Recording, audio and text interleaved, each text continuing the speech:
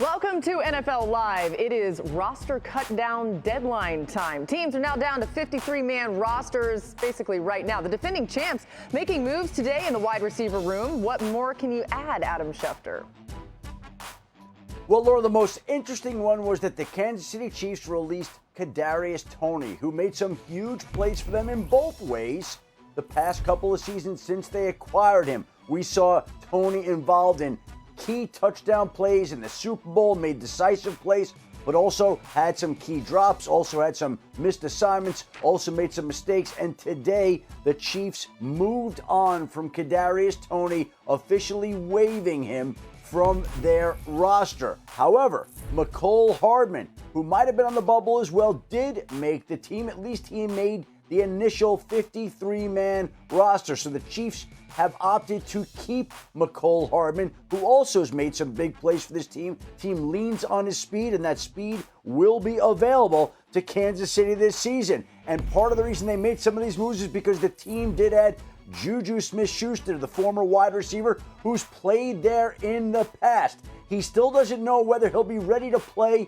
a week from Thursday in Kansas City's Week 1 opener against the Baltimore Ravens. He said today it's too early to tell whether he'll be ready, but he's certainly going to give it an effort to be back out there. And if he can't play Week 1, then he'd have 10 more days to rest up. But Juju Smith-Schuster will be on the roster, and Mecole Hardman will be on the roster, and Kadarius Toney will not.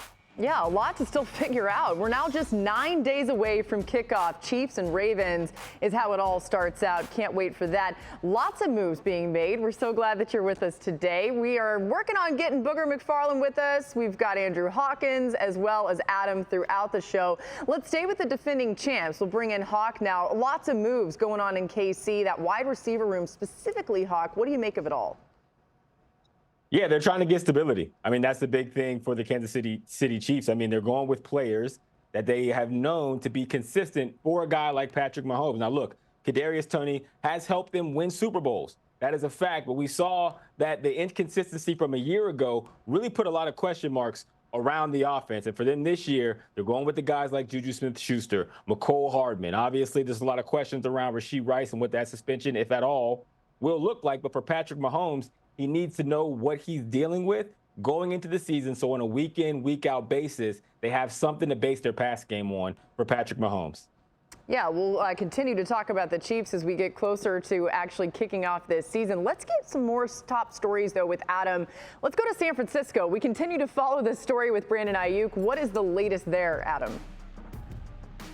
Well, it has not reached its conclusion yet, Laura. The 49ers continue to sift through options for Brandon Ayuk. Obviously, the two sides have been unable to come to any sort of agreement on his value. Clearly, the Niners have a certain number in mind. Brandon Ayuk has another number in mind, and they've had trade discussions, but none of those have materialized, and no trade right now seems close to happening at this point in time. Meanwhile, they also wait on holdout offensive tackle Trent Williams, who's determined to get his contract reworked, restructured, revised, and he does not intend to show up to the team until he gets the raise that he believes he deserves. And so he is not on their 53-man roster because they placed him on the reserve, did not report list. But now they are 13 days away from their season opening game. We'll see if they can figure out something. Yeah, look at the numbers right there. Trent Williams, 35 years old last year, but that didn't stop him from being the most dominant tackle in the NFL. He led all tackles in pass block win rate, and he allowed just one sack. One sack.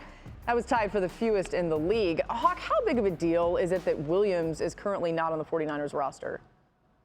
I mean, it's a huge deal. That's your security blanket. One of the pieces of your security blanket for Brock Purdy. You want to keep him upright. This whole offense, obviously, is predicated on Brock Purdy continuing the level of play that he has over the last two seasons. Trent Williams is a big part of that, whether in the pass game or the run game. He is the enforcer. He is the team leader. He also is a big reason why this team will feel so confident about continuing to make that push for winning the Super Bowl because he's sitting there in that locker room. Yeah, let's go to the other big story that Adam was just referencing.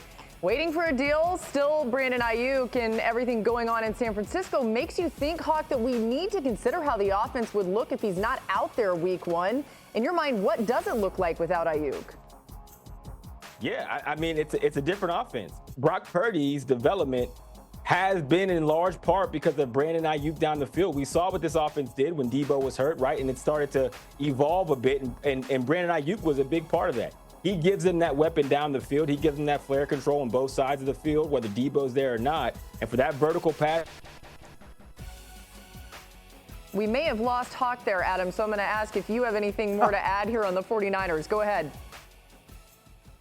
Well, Laura, I think they're in a situation where we're getting close to where they need to get resolution, because this is the week we saw the Dallas Cowboys already make a move with CD Lamb, and they felt like the timing had to be right now. And I think the 49ers are in a similar spot right now with 13 days to that regular season opener against the New York Jets. They know how important Trent Williams is to this offense. They know the value of Brandon Ayuk, and yet these two particular situations have lingered on throughout the summer. This is always the time where teams and players with situations like this make a move to get something done. But the two sides have been unable to get anything done. And right now, today, and these things can change awfully quick, but right now, today, it doesn't look like they're close to a resolution. At least they weren't as of last night.